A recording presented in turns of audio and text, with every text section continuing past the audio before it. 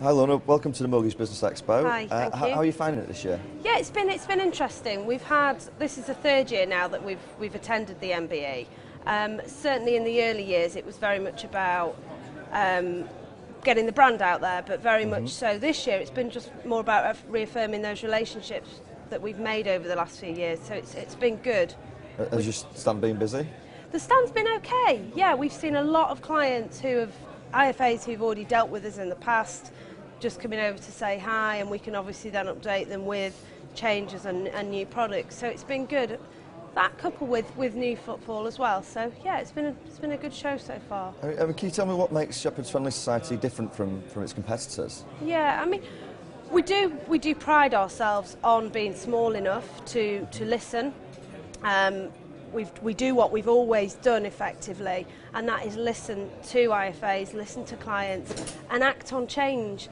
We're small enough that if we do receive feedback that is such that we feel we need to act on it, we can do so and take that forward. We don't have reams and reams of management lines to get through. You know, we can change. And we feel that you will always talk to real people who do actually care. We don't operate on a press 1, 2, 3, 4 to be passed around in many departments.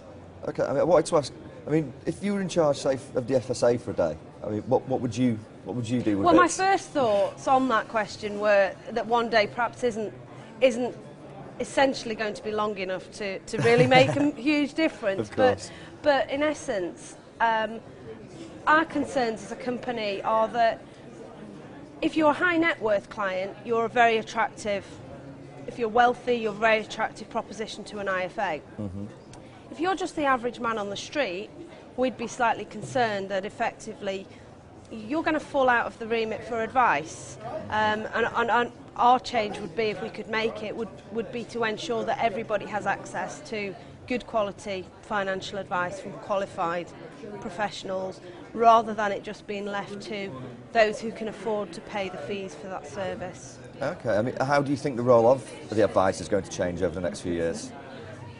I think given that the charging structure and the changes that will come in with RDR, it is going to mean in a big way that unless you are that high net worth client, you're not going to be able to afford to pay for the services, and you're not going to potentially want to pay for the services, and therefore you're not going to get that advice. So I think that the change in the advisor is that there are going to just be more high net worth advisors.